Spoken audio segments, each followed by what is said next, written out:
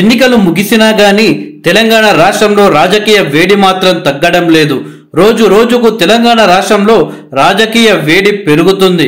లోక్సభ ఎన్నికలు దగ్గర పడుతున్న కొద్దీ నేతలు ఒకరిపై ఒకరు చాలా బలంగా ఆరోపణలు చేసుకుంటున్నారు. అసెంబ్లీ ఎన్నికల్లో బీఆర్ఎస్ పార్టీ ఓడిపోయినప్పటి నుండి ఆ పార్టీలో కీలక నాయకుడైన కేటీఆర్ గారికి రోజుకో ఎదురుదెబ్బ తగులుతుందని చెప్పవచ్చు. 10 సంవత్సరాలు బీఆర్ఎస్ పార్టీ అధికారంలో ఉన్న సమయంలో ప్రభుత్వంలో నెంబర్ 2గా కీలక నాయకుడిగా పనిచేశాడు కేటీఆర్ గారు. కానీ అధికారం పోయిన తర్వాత కేటీఆర్ గారికి రోజు ఒక తలనొప్పి తగులుతుందని చెప్పవచ్చు.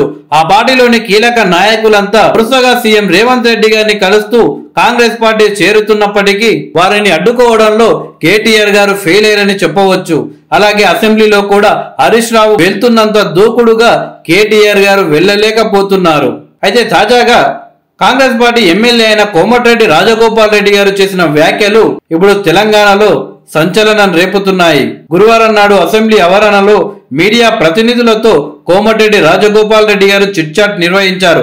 ఈ సందర్భంగా ఆయన మాట్లాడుతూ కేసీఆర్ వారసుడిగా హరీష్ రావును ప్రకటించాలని సూచించారు. బీఆర్ఎస్ అధ్యక్షుడిగా హరీష్ రావును నియమిస్తేనే ఆ పార్టీ బతుకుతుందని అన్నారు. ఒకవేళ కేటీఆర్ ని నియమిస్తే ఆ పార్టీలో ఒక్కడు కూడా మిగలరు అని షాకింగ్ కామెంట్స్ చేశారు కోమటిరెడ్డి రాజగోపాల్ రెడ్డి గారు. అంతేకాదు తెలంగాణ కాంగ్రెస్ పార్టీకి డోకా లేదని అన్నారు. 5 ఏళ్ల వరకు ఎవరూ టచ్ చేయలేరని చెప్పారు.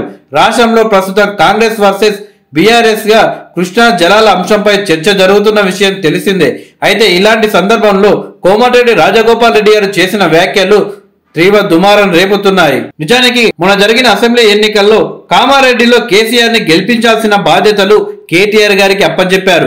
కేటీఆర్ కి అప్పచెప్పినా గానీ కామారెడ్డిలో కేసీఆర్ గారు ఓడిపోవడం విచిత్రమని తెలంగాణ ప్రజలు అనుకుంటున్నారు. కేసీఆర్ ని గెలిపించడంలో కేటీఆర్ పూర్తిగా ఫెయిల్ అయ్యారని, ఇన్నాళ్ళు కేసీఆర్ హవాలో కేటీఆర్ ముందుకొచ్చాడు తప్పితే కేటీఆర్ పెద్దగా ఆయనంటూ ఎన్నికల్లో ప్రభావం చూపింది లేదు అని ఇతర పార్టీ నేతలు ఆరోపిస్తున్నారు.